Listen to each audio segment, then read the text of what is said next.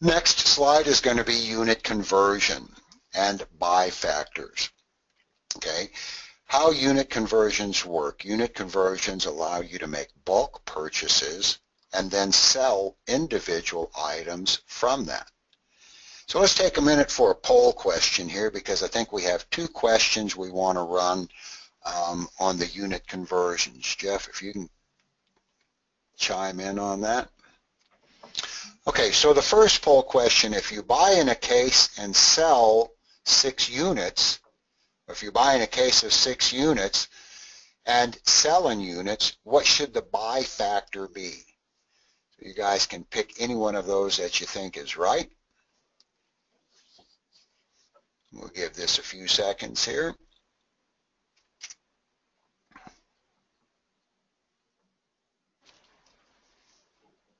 Okay, so we're still getting answers coming in, and keep them coming.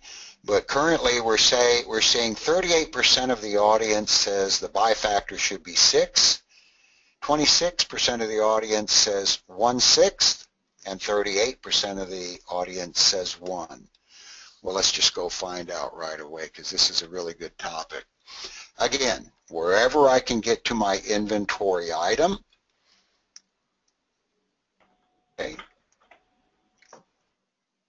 perfect. So wherever I can get to my inventory item. Now, the way the unit conversion works in the software is by default, well, let me do it this way. By default, anytime I add an inventory item, the software will use units to units, which means equal. Equal. I buy an item and I sell an item. But I do have the ability in the software to buy and sell in different values. In the case where I might buy in a case or a box. Let's use the example, okay, that we buy a case of 6. So if I select that, my software automatically then prompts me to enter the buy factor. And what does this say? It says you are currently set to buy 1 in cases and sell in units. Every single case you buy contains 1 unit. Well, that's not true, because we said we buy 6 in a case. So we need to enter 6, because what this buy factor does is it explains to the software how many sell units are in the buy unit, meaning in this case, how many units are in the case. So if there are 6 items in the case, my buy factor will be 6. Other scenarios that this comes into play is all over, okay? You can have gallons to quarts. So how many quarts are in a gallon? There would be 4 quarts in a gallon. This is like a rose, everybody. It's just like a rose bush. It looks pretty, it smells pretty, but it has thorns. Okay?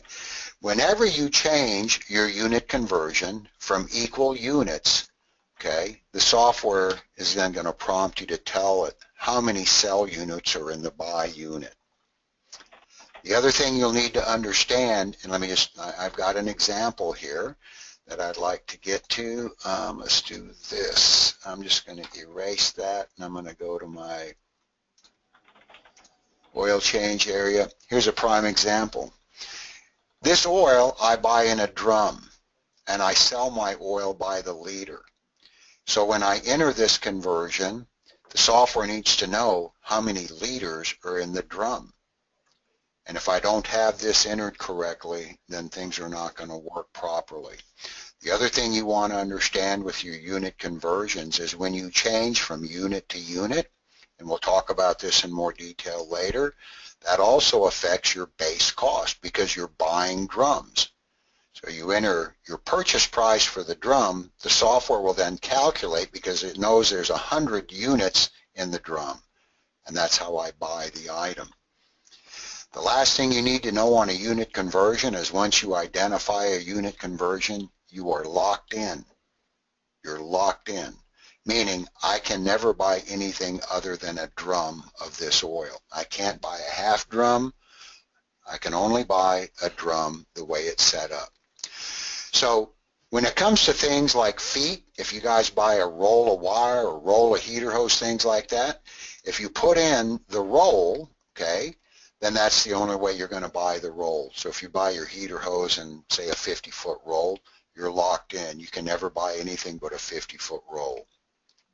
So be smarter than the software sometimes by saying, well, that's not the case. Sometimes I'll buy 10 feet, 15 feet. If that's the case, then buy feet and sell feet. There's 1 foot in a foot, and when you buy a 50-foot roll, you're just going to tell the software, I bought 50 feet of hose, and that will work for you. So let's go back to the slide for just a second, and I know I'm going to run a little bit over on time here, so I'll try and speed this up. Okay, by default, all inventory unit conversions are set to equal units. The unit conversion sets the buy and sell unit relationship. The buy factor establishes a number of sell units in the buy unit, and once you've set this up, you're locked. It's going to be that way. So just remember, when you set it up, anything other than unit to unit, that's going to be the only way you can ever buy that item. Try and keep it simple. Unit conversion, buy and sell pricing. The base cost will represent the buy unit, whether it's a drum, a roll, a case, and the sell unit will then be represented by how you sell the item. So keep that in mind if you would. Jeff, I think we have another poll question on this. Do you want to do that right away? Sure.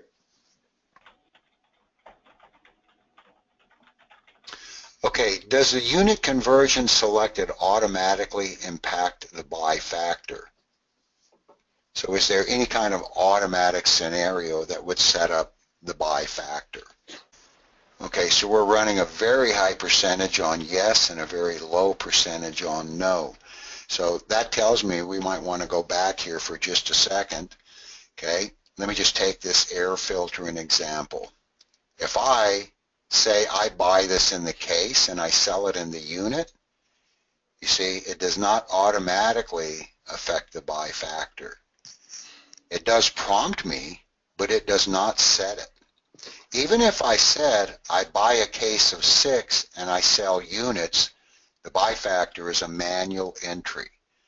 So hoping everybody understood the question, okay, there is no automatic relationship.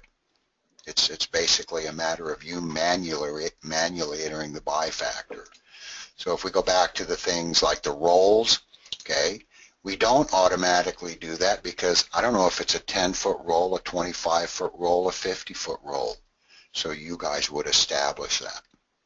That being said, keep it simple. Don't go into your system and create a buy factor for a 25-foot roll, a 50-foot roll, because your buy factor will automatically ask you to identify how many feet are in the roll. To set up your unit conversions, that's done under the inventory setup, unit conversions, and in here you can see a list. Everybody gets a startup list, and you of course have the ability to add to that list. Okay, so you can have as many different buy factors as you want. You're welcome to add and do whatever you want. Okay, and you can use these as probably a pretty good example of how to set up a good buy factor. Okay. All right, so that would actually be the next slide, which is going to say, how do we set up unit conversions? From setup, inventory setup, unit conversion, add, edit, delete, and it's really pretty simple. Items that can be purchased in different values, meaning the buy units, should be set to unit. So if I buy a case one time, I buy single items the next time, and then I buy a case again, that's not going to work. You're going to want to leave it on equal buy and sell units, whether it's feet, inches, whatever the case would be. And then purchase and receive at the sell unit. So like I said, on the 25-foot roll, instead of buying a roll, just say I bought 25 feet. Best practice is to keep it simple, rolls, boxes, cases, then identify the different buy factor at the inventory material record. And that will keep you guys out of trouble on that side. So we've talked a little bit about selling fractional quantities. We've talked about the unit conversion to the buy factor. And of course, the cost price will be how you buy the item. So in this case, the representation is I buy it by the drum. So that would be my buy price, is by the drum. Inventory types, okay. In the software, we have the ability on the inventory material item to identify a type. And there are two types of inventory. One would be inventory, which means you own the item. You've paid for it or you owe for it, but it is yours. Therefore, it is really an asset to your business, something you have invested in. Consignment, on the other hand, usually means that a supplier has lent you the item. A prime example of consignment would normally be Interstate batteries. Interstate comes in, they put up a little rack, they throw a couple batteries on it, they write up a document that says, here's what I've left you. When you sell off of that rack, then Interstate comes back in and they fill the holes. They will give you a bill. The bill is for the batteries that you've sold, and then they will lend you new batteries to fill up those display holes. So consignment means lent to me by the supplier. That is tracked in the software. Okay, all the accounting accommodates that. So inventory means you own the item. It is an asset, and that it goes into stocking inventory in your general ledger. Consignment means that the item was lent to you by a supplier. Payment is due when you sell the item. The supplier will normally give you a replacement item. How consignment works in the general ledger: there is an asset account for consignment inventory, and then there's a direct offsetting liability account for the consignment inventory because you don't own it. You only pay for it once you've sold it. And guys, a lot of people struggle with consignment, but our software does handle true consignment. True consignment. I know I'm running over a little bit, guys. I didn't really realize it was going to take this long, but let's just try and wrap up, and then we'll spend a few minutes on questions here. How core units work. Okay, core units are going to identify the number of cell units to the core. Very simply stated, back in the software, if I have an example, an alternator, and let me do this because I have a couple of things set up for this.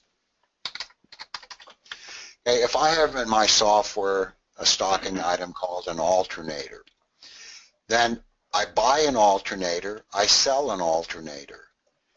And if that alternator has a core, then it is equal units, meaning I'm going to sell an alternator and there's a core that's going to go with it. When I have cores, the thing most people miss is there is a pricing element that goes with that. Meaning your supplier will normally bill you for the core. And when you return the core, you'll hopefully get a credit for that core value. In the case where the customer's core is no good, or the customer did not provide a core for you to return to the supplier, then you will normally bill your customer for that core. So those values on inventory need to be carried forward so that the pricing in the software stays proper. If I go out to a work order real quick, I've just got a sample out here. I'll go back to my catalog because I like to use the catalog. I'm going to check for an alternator.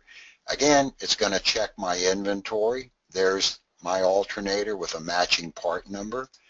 I'm going to put it on the customer's vehicle. Let's talk a little bit about the core. At this point, the customer is not involved in the core because the alternator I take off of their vehicle is an alternator I'm going to send in and get my credit for. But if anything is different with that from the material line properties, I will identify.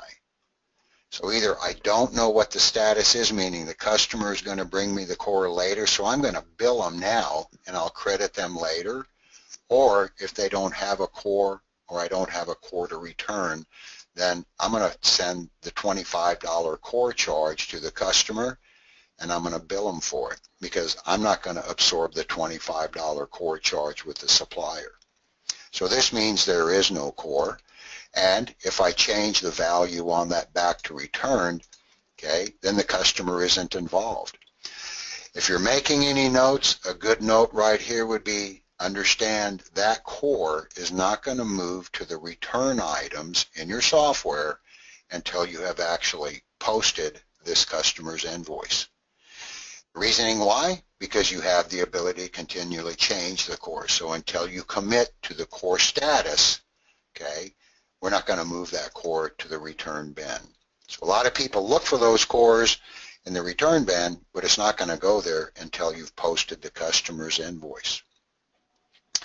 Another item on cores is going to be a different example. Okay, Freon, an example. It's probably all across North America today, could be different, but that the only way you can buy 134 is going to be in a 30-pound cylinder. I'm not going to challenge anybody on that, but I think that's the standard cell unit. And then in my case, I want to sell my Freon by the pound. Okay, so we hit a couple of things here in review. Number one, when I say I buy Freon in a cylinder and I sell it in a pound, the software is going to ask me how many pounds are in the cylinder. If the cylinder has a core charge on it, I'm also going to need to set up a core status. So what I'm telling my software is I'm going to sell 30 pounds of Freon before I establish one core unit. So exactly what it says, you're currently set to output one core for every 30 pounds of Freon sold. This starts to get a little bit advanced, but I'm hoping you understand this. When do I want to move the core unit? It's after I empty the cylinder, and that then creates the core. And remember, whenever you have cores, don't forget to put your core values in. Now, why don't I have an MSRP core? Because I'm never going to charge a customer for the cylinder. The customer is never going to be involved in the cylinder. I'm the only one that's going to be involved in the cylinder. So stop back and take a look at cores. Okay, usually equal one-on-one units like a starter, alternator, or a water pump, but it can also be set up for more than one cell unit to the core, and prime example is what I just gave you guys on the Freon. Okay, base cores carry a value, MSRPs carry a value, so make sure you make those entries so your core returns and credits, and if you ever needed to charge the customer on the core, all those values are correct. When the total cell units have been sold, the core will be moved or entered in the return items bin for the supplier only after the customer invoice has been posted.